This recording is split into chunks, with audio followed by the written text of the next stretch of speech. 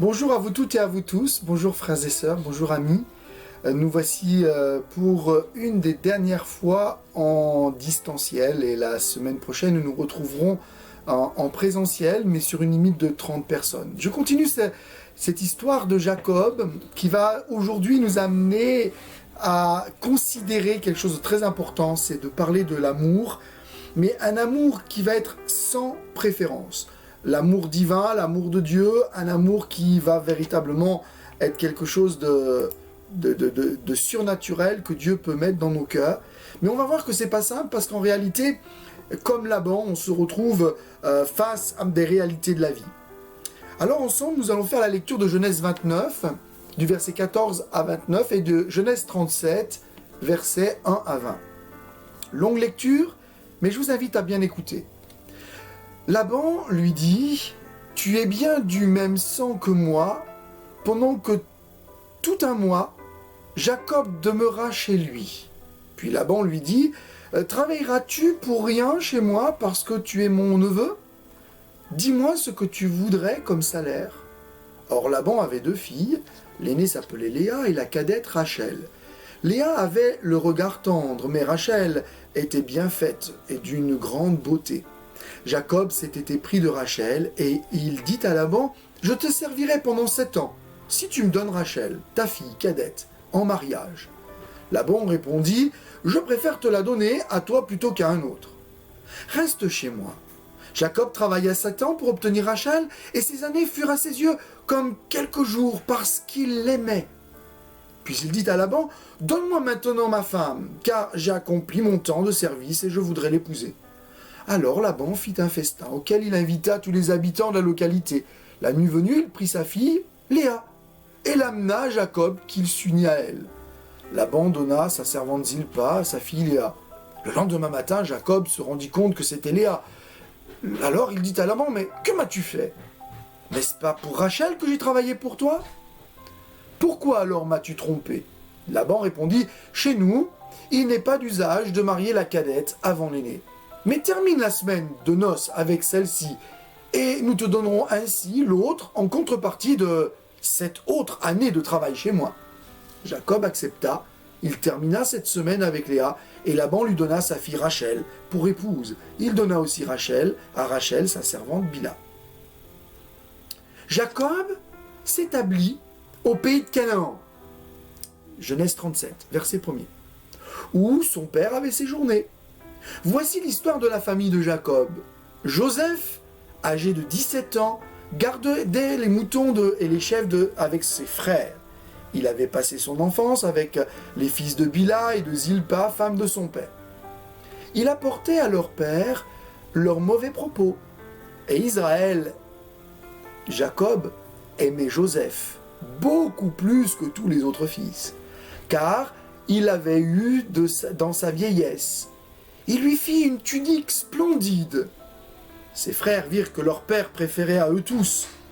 Alors, ils le prirent en haine, et ils ne pouvaient plus lui parler aimablement. Joseph fit un rêve, et le raconta à ses frères, qui l'en détestèrent que davantage. Et il leur dit en effet, « Écoutez, je vous prie ce songe que j'ai eu. Nous étions en train de lier des gerbes dans les champs, et soudain ma gerbe s'est dressée et s'est tenue debout. Les vôtres se sont placés autour d'elle et se sont prosternés devant elle. » Ses frères lui dirent « Prétendrais-tu devenir notre roi et nous gouverner ?» Et ils le détestèrent de plus belle à cause de ses songes et de ses propos. Il eut encore un autre rêve.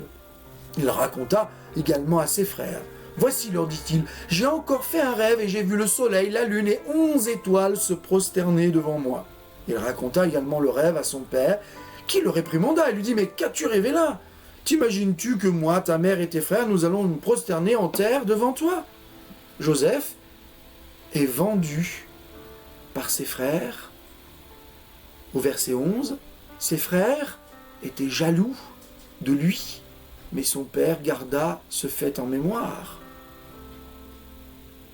Les frères de Joseph allèrent faire paître les troupeaux de leur père dans la région de Sichem, et Israël dit à Joseph, « Je veux t'envoyer trouver tes frères qui font paître les troupeaux à Sichem. » Et Joseph répondit, « Mais bien, j'y vais. » Son père lui dit, va voir comment se portent tes frères, et si tout se passe bien pour les troupeaux, tu m'en rapporteras des nouvelles. Et il l'envoya donc depuis la vallée d'Hébron, et Joseph se rendit à Sichem. Un homme l'y rencontra alors qu'il errait dans la campagne et lui demanda, mais que cherches-tu? Je cherche mes frères, lui dit-il. Peux-tu me dire où ils font paître leurs troupeaux? Ah, ils sont partis d'ici, lui répond l'homme. Je les ai entendus dire, allons vers Dothan. Joseph partit à la recherche de ses frères et les trouva à Dothan. Ceux-ci l'aperçurent de loin, avant qu'il ne soit près d'eux. Ils complotèrent de le faire mourir. Mais le maître rêveur, voici le maître rêveur, dirent-ils, les uns et les autres. C'est le moment. Allons, tuez-le et jetons-le dans une citerne. Nous dirons qu'une bête féroce l'a dévoré. On verra bien alors ce qu'il advient de ses rêves. Dans cette histoire, nous trouvons ici quelque chose de très important. J'aimerais qu'on réalise maintenant combien Joseph a été l'objet de la haine de ses frères et d'un amour préférentiel de la part de son père. Souvenons-nous. Souvenez-vous d'Abraham. Abraham qui a eu une magnifique promesse. Une promesse qui est adressée à chacun d'entre nous puisque nous pouvons bénéficier de la même promesse d'Abraham. Et voilà que Isaac va recevoir cette promesse, cette bénédiction, l'a donnée à Jacob et on a vu combien ça a été difficile. Et voilà que Jacob est obligé de fuir suite à tous ces événements qui se sont passés, son frère Ésaü qui veut le tuer, il s'enfuit. Eh bien, chez Laban, où il arrive, et il tombe amoureux. Il tombe amoureux de Rachel, et ça c'est intéressant de voir que finalement, eh bien, vous avez ici quelque chose de très important. C'est que il tombe amoureux de Rachel, et voilà que il va se faire avoir par son propre oncle qui va lui aussi être quelqu'un de un peu comme Jacob, quelqu'un de rusé, quelqu'un qui va aussi user de la supercherie. Dans leur principe, il faut donner l'aîné, donc il va se retrouver avec Léa, travailler 7 ans, puis 7 ans supplémentaires, il va se faire duper par son oncle, et même sur son travail, sur ses troupeaux, il va se faire avoir. Celui qui était rusé s'est fait avoir. Comme quoi, parfois on récolte ce que l'on a semé. Mais enfin, Jacob décide sur une parole de Dieu de repartir dans son pays, revoir son père, et puis aussi revoir son frère, et ça l'inquiète un peu.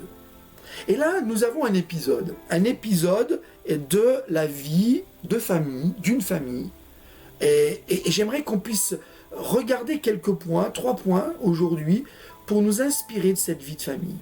Déjà, voilà que Jacob a une préférence. Il préfère son fils Joseph. En effet, son fils Joseph, il l'a eu dans sa vieillesse. Et il lui donne une véritable tunique. Il est proche de lui. Ça crée des jalousies. Imaginez la tunique dont va revêtir finalement Jacob, de son fils Joseph. Une magnifique tunique. Quelque chose d'extraordinaire. Quelque chose de magnifique. Et on voit que la tunique de Joseph, c'est quelque chose de très très très beau. J'aimerais vous la montrer parce que véritablement c'est quelque chose de magnifique, cette tunique de Joseph. Voilà, vous allez la voir. Multicolore, quelque chose de merveilleux, de beau. Mais bien entendu, aucun des autres fils n'a eu cette tunique. Et forcément, ça a créé la jalousie. Et qu'est-ce qui va se passer ? Eh bien, les frères qui sont jaloux vont, à un moment donné, prendre leur frère et le vendre. Le vendre à des Amalécites qui vont, Madianites plutôt, qui vont le vendre en Égypte. Jacob va tout perdre. Il va être anéanti par cette triste nouvelle. En plus, les frères vont faire croire que Joseph est mort.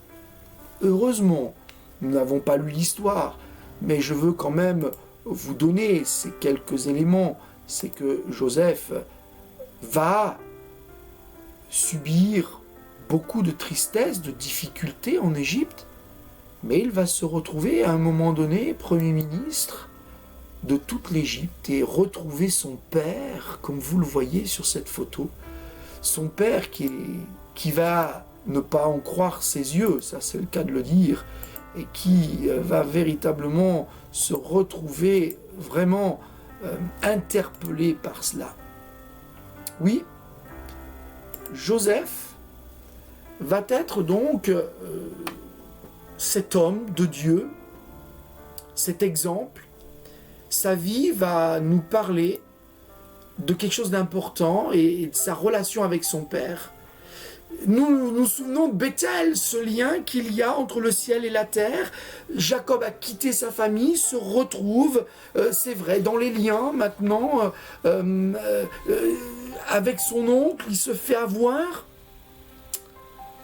mais il a confiance dans les promesses de Dieu. Et ce qui est étonnant, c'est que ce qu'il a vécu avec ses propres parents, il va le reproduire. Il était le préféré de sa mère, son père avait son préféré, et voilà qu'il va retrouver avec ses préférences. Mais ce que je veux noter, c'est que Joseph a fait une promesse à Dieu, et il est prêt à rester engagé dans cette promesse. Souvenons-nous de cette promesse. Il dit, puisque tu as promis de me bénir, alors je vais te servir. Et j'aimerais qu'on puisse réaliser cela. Il y a un seul Dieu qui a décidé d'avoir cette relation avec nous et de nous envoyer Jésus-Christ. Un seul Dieu, un seul médiateur entre Dieu et les hommes, c'est Jésus-Christ, homme. Dans Jean chapitre 1, verset 51, voilà ce que dit Jésus, en vérité, vous verrez désormais le ciel ouvert et les anges de Dieu monter et descendre sur le Fils de l'homme. C'est extraordinaire.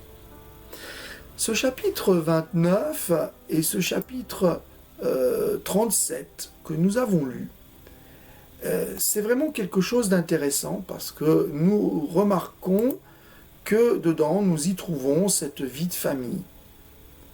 Une vie de famille, une histoire d'amour, effectivement.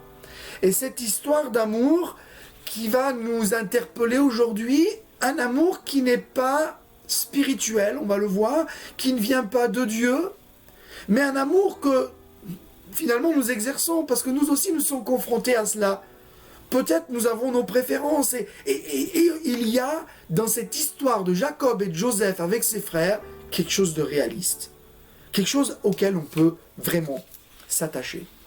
Mais Dieu ne nous aime pas de la même manière.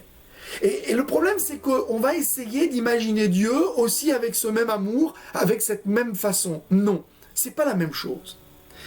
Aimer de la manière comme tout le monde, je vais appeler ça d'une manière charnelle, parce que c'est notre chair, c'est normal, mais on est comme cela. Avec une préférence, parce que, voilà, on préfère telle chose et pas telle autre. Mais Dieu n'est pas comme ça. C'est pas parce que nous faisons le bien, et plus le bien, qu'il va nous aimer plus que les autres. Non, bien au contraire. Parce que Dieu nous aime d'un amour inconditionnel. Comme ses parents ont fait des préférences entre lui, Jacob, et son frère Ésaü, voilà, il ne reproduit que ce qu'il a vu finalement. Il reproduit ce qu'il a vécu. Et ça va avoir des conséquences qui sont terribles. Quelque chose de très important est à noter. Et dans toute la Bible, on le voit. C'est que ce que l'on peut semer un jour, que ce soit dans tous les domaines, matériel, spirituel, dans le domaine sentimental, de l'amour, on le récolte. Écoutez bien ce que dit la parole de Dieu par rapport à cela. Et j'aimerais que vous puissiez vraiment être attentifs à cela. Puisqu'ils ont semé le vent, ils moissonneront la tempête. Osée chapitre 8, verset 7.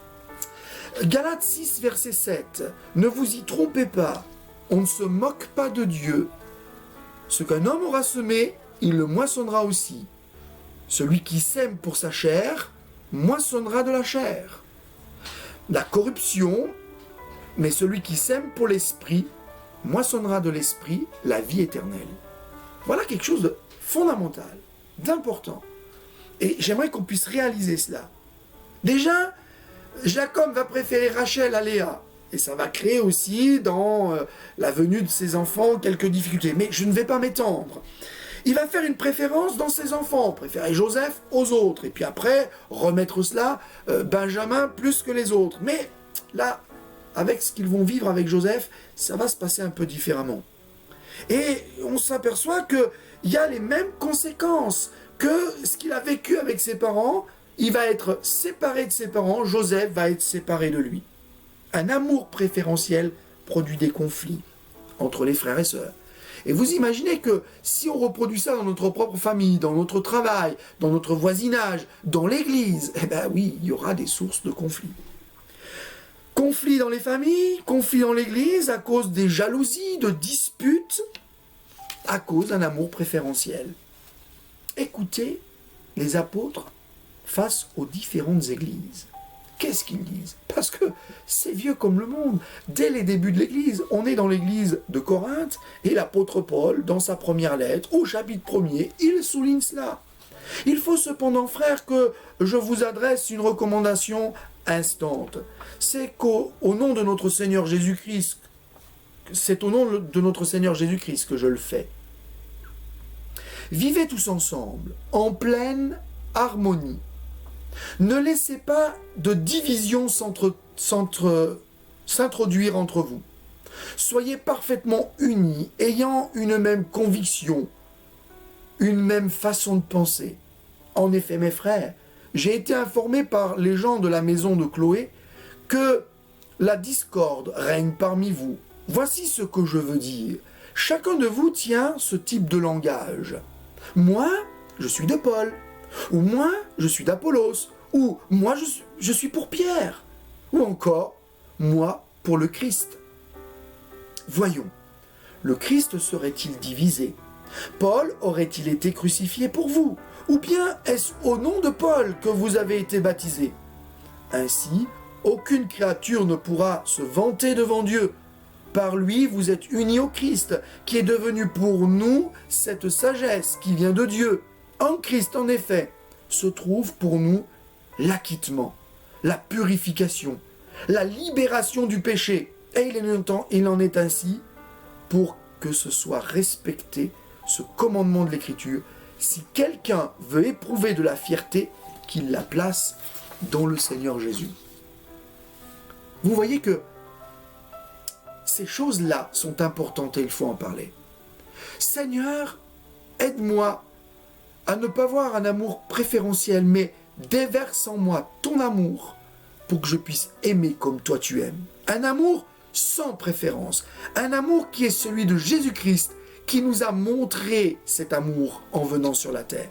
Un amour qui vient de Dieu, un amour qui est l'essence même de Dieu, comme Jésus-Christ, qui nous a montré ce chemin qui nous amène à Dieu, le chemin de l'amour, un amour qui supporte tout, même la jalousie. Et je crois que c'est important, et je le vois dans ma propre vie. Je me rends compte que notre amour se refroidit. J'ai besoin d'aimer encore plus, comme Dieu aime. Cet amour, on le voit parce qu'il est dans l'exercice de la vie chrétienne, des dons spirituels, de la vie spirituelle, dans 1 Corinthiens 13. Quelques mots pour vous encourager. Cet amour, cette charité, mot agapeo, qui est employé en grec, difficile à traduire en français, il est écrit « il excuse tout, il croit tout, il espère tout, il supporte tout ». C'est pourquoi, dit Paul à Timothée, je supporte tout à cause de vous, à cause des élus, afin que eux aussi obtiennent le salut qui est en Jésus-Christ avec la gloire éternelle. 2 Timothée 2,10. Jacques chapitre 1 verset 12. Heureux l'homme qui supporte patiemment la tentation, l'épreuve, car après avoir été éprouvé, il recevra la couronne de la vie que le Seigneur a promise à ceux qui l'aiment. Comme Pierre, nous avons besoin de croiser le regard de Jésus qui peut nous transformer.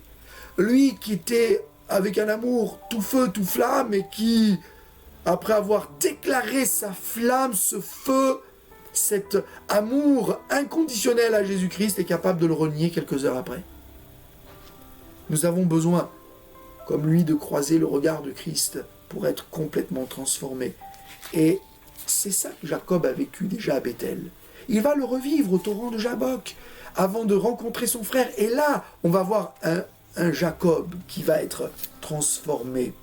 Alléluia. Pierre, qui est capable de renier, mais qui, grâce à l'amour de Christ, va être réhabilité. Il réagit quand Jésus lui lave les pieds. Mais quand Jésus lui parle de l'amour, il est réhabilité. Il est sauvé. Pierre, m'aimes-tu? Simon, fils de Jonas, m'aimes-tu? Et Pierre va lui dire, mais tu sais Seigneur, je t'aime. Oh, pas comme tu es capable de m'aimer, mais je t'aime de cet amour. Et j'ai besoin de cet amour. L'amour que tu veux mettre dans mon cœur, dans ma vie. Alléluia. L'amour pardonne, l'amour excuse, et si l'on regarde de plus proche la traduction, l'amour couvre, l'amour souffre. C'est ça que ça veut dire. Pardonne et excuse tout, l'amour couvre tout, l'amour souffre tout. Je crois que nous avons besoin de demander sa grâce à Dieu pour nous donner son Saint-Esprit afin d'exercer cet amour. Enfin, j'aimerais terminer avec cela. Cet amour pur, parfait, agapao en grec, va aussi avoir une dimension d'amour fraternel. Dieu nous a réunis dans l'Église comme une famille. Et ce qu'a vécu Jacob, Joseph, ses frères, on le vit aussi dans l'Église. Et pour nous, ça nous inspire, ça nous donne finalement une ligne de conduite, comment réagir face aux difficultés de l'Église. Pour retrouver cette unité dans l'Église, et notamment dans la famille de Jacob, il faut attendre cette descente en Égypte. Il faut attendre cette épreuve ultime, difficile. Joseph sera celui qui, acceptant le choix de Dieu, accepte son sort d'une certaine manière. Et il va être toujours un exemple, un modèle. On aura l'occasion peut-être d'étudier ce personnage Joseph. Et il va être l'instrument de la reconstruction de sa famille, parce qu'il va pardonner, et il y aura un salut pour toute cette famille, alors que la famine, la mort, pèse sur eux. C'est pourquoi nous avons besoin de nous aimer les uns les autres, comme Joseph va aimer ses frères et leur pardonner. Oh, il va les mettre à l'épreuve, mais il va les aimer, il va tout faire pour les sauver. Et j'aimerais que vous puissiez retenir cette parole de l'apôtre Pierre qui s'adresse aux églises. 1 Pierre 4,8. Avant tout, ayez les uns pour les autres une ardente charité, un ardent amour, car l'amour couvre une multitude de péchés. Cet amour fraternel est un amour extraordinaire. L'apôtre Jean le dit dans sa première lettre. Nous savons que nous sommes passés de la mort à la vie parce que nous aimons les frères. Celui qui n'aime pas demeure dans la mort. Un amour frais, sincère. Cet amour sans préférence, certes difficile, mais même si la barre est haute, Dieu veut nous montrer le chemin par Jésus-Christ pour que nous puissions nous aimer. Soyons comme Joseph, des personnes qui vont être utiles pour la reconstruction de nos familles, de notre voisinage, dans notre travail, dans l'Église. Je veux être cet homme-là. Je voudrais que vous soyez cet homme, ce jeune, cet enfant-là. Comme Paul, nous pouvons dire aussi, non, je n'ai pas atteint encore cet objectif. Mais je cours. Alors certes, vers le but final, c'est-à-dire le ciel, mais j'ai envie de courir dans cette voie-là, dans cet amour, Seigneur, redonne-moi mon premier amour. Que Dieu vous bénisse. Je vous invite, en tout cas, à pouvoir nous rejoindre à 11h30 dans cette réunion Zoom, partager un temps de louange, d'adoration et aussi un temps de partage du repas du Seigneur. Que Dieu vous bénisse. À la semaine prochaine, certainement en direct, je vous communiquerai bien, les horaires sur la chaîne YouTube de l'Église.